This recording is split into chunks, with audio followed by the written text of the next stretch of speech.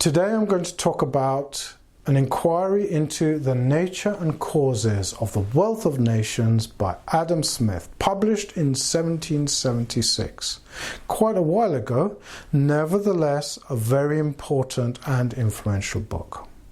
What can we learn from this book to better understand our options today as employees in the context of the COVID-19 pandemic?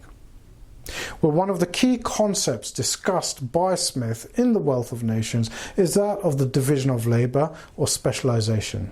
And he observes that in a pin factory, one person will draw out the pin, another will straighten it, somebody else sharpens one end of it, somebody else will flatten the other end. There may be somebody dedicated simply to packing the pins. And by dividing up labour in such a manner, he estimates that the pin factory produces an average of 4,800 pins per worker per day. This he contrasts to the hypothetical scenario of inviting someone who has no experience to produce pins from start to finish on their own, and he estimates they wouldn't even be able to produce 20. So for Smith, the division of labour or specialisation leads to increased productivity, which in turn leads to increased economic growth, which ultimately raises the standards of living. He also notes that the division of labour or specialisation doesn't only take place within trades, it also takes place between trades. So this productivity advantage of specialisation is the thing which drives the emergence of different trades, according to Smith. What's the major constraint on the division of labour and specialisation? Well, according to Smith, it's what he refers to as the extent of the market. A very small market will not sustain specialisation. So he gives the example of a porter. A porter would have to provide specialist portering services in a very large town as opposed to a village, because the village wouldn't be able to provide enough custom for a porter. He also talks about the difference between the use of what he calls a water carriage, that's the use of canals, rivers and the sea, and land carriage, in order to distribute goods, in order to connect businesses with their customers, and notes that those businesses which were using water carriage were far more advanced in terms of the degree of the division of labour and specialisation, because they could reach more customers.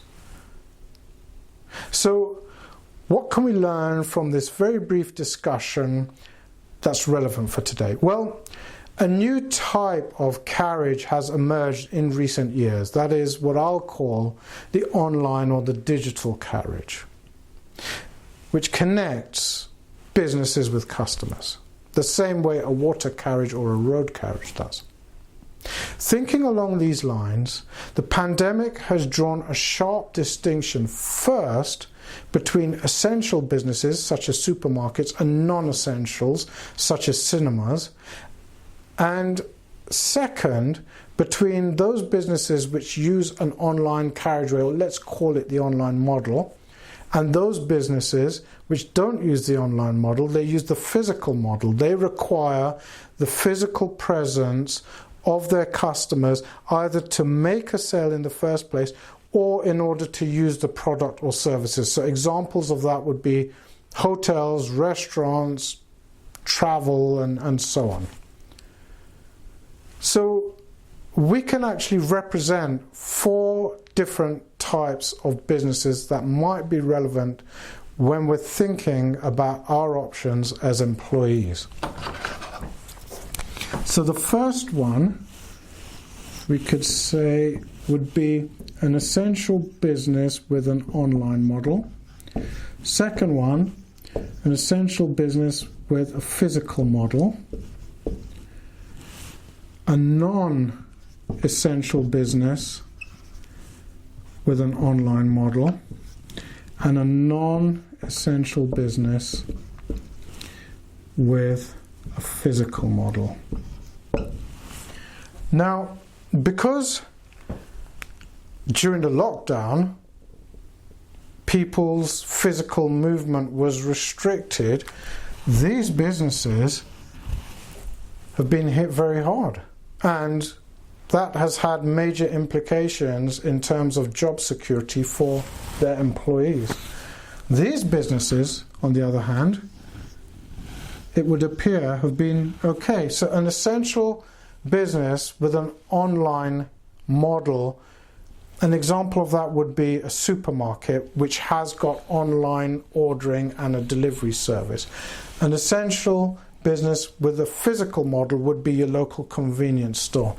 A non-essential business with an online model would be a website selling products or services like Amazon or Netflix. The implications then, really, in terms of job security in the foreseeable short to medium term, if a person's unemployed, it makes sense to target these two types of businesses, because being essential businesses, they sell necessities, which even if there's mass unemployment, you'd still hope there'd be a fairly stable demand for food, you'd hope. And under lockdown, this would be even more resilient. So what I'm talking about in particular is with supermarkets, jobs on the online and delivery side of the business. I'm talking about doing something for their websites, online customer service, perhaps, warehouse order packing for home delivery, or the home delivery itself.